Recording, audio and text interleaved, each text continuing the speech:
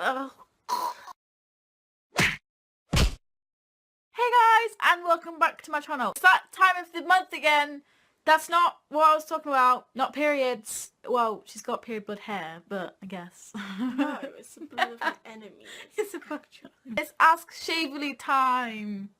Woo! This month's episode is about gender and identity, I want to say. Sexuality and identity. Or something. I don't remember. But it's Pride, so toot toot. Let's get into your questions because I'm not really sure when this is going to come out. How do I keep my own identity in a world full of media and other influences? How can I make sure I know who I am and what I like? How do I decipher between social pressures and my own actual interests? Way too deep, Caitlin. What are you doing? I guess putting aside other people's thoughts and opinions and just like thinking for yourself and just like asking yourself who you are, not asking other people. If there's like a trend in social media or on the media or somewhere, you don't like it, don't force yourself to like it just because it's popular. I'm such a Tumblr human.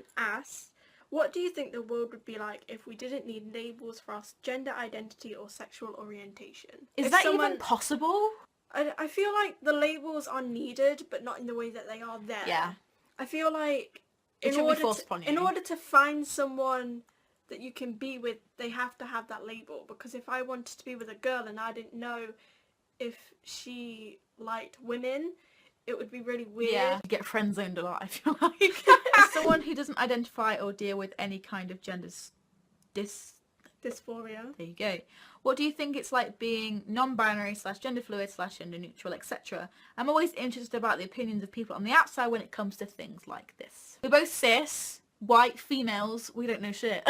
Basically, what our opinions on this question may be put different. You can educate us in the comments, but please don't shout at us or get offended because we don't know. I think it would be really confusing, especially in the questioning months. You're like, wait, am I a female? I know that being like questioning your sexuality is hard, but yeah, but your whole body, like, that must be an on level. Sexuality, like, going out of the box here, probably going to get loads of hate for this, but you can like change your sexuality without changing anything about yourself, whereas changing your gender, yeah, it's changing everything, and it's not so easy to go back.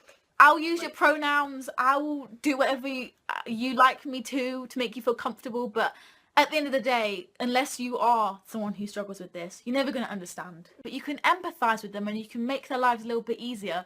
I can not be an asshole just because I haven't been through the same thing someone else has been through. I can just not be an asshole.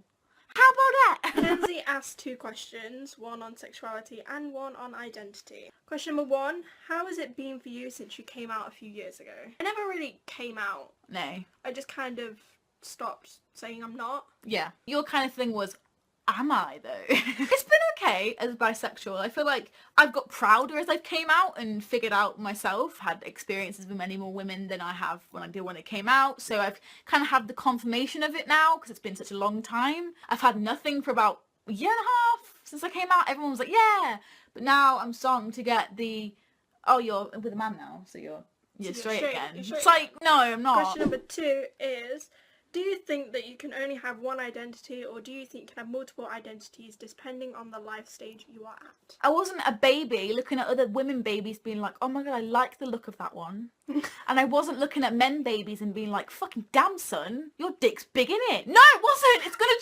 change. Being bi isn't always 50-50. Never. That's hardly what ever. bisexual's for. But like, there's some leverage. Some days I wake up and I'm just like, yeah, I really, really like dick today. I'd like some balls in my face, please. But on other days, I'm looking at lesbian porn and I'm like, what the fuck am I doing? Zara asked, how do I come out? Help. Ta-da! I'm out the closet, guys. Jess asks, how old do you have to be to experiment with your sexuality or identity? God. I experimented when I was 13. The age of consent is a thing to go by. 16 would be like sexual things. Yeah, like sexual. Around the bush. If you're questioning it, yeah, then it's time to experiment. Marie asks, should there be a limit on how much we can label ourselves? Label yourself however much you want. It's your body. Or don't label yourself. Or don't at all. It's really up to you. Be who you are and have no apologies because you are who you are. Kesha. That's a Kesha song. Thank you so much for watching this identity, sexuality Ask Shaverly episode. If you liked it, please give it a massive thumbs up and subscribe to Waverly and myself. Next month's theme, is that what we're calling it? Theme is about bullying, so go ahead and leave your questions down below or on both of our Twitters using the hashtag #AskShaverly. What was that? This is the animation that I'm going to edit in. Da-da-da. Hope you enjoyed. Leave your questions about bullying down below. 1, 4, 3. Bye. Mwah.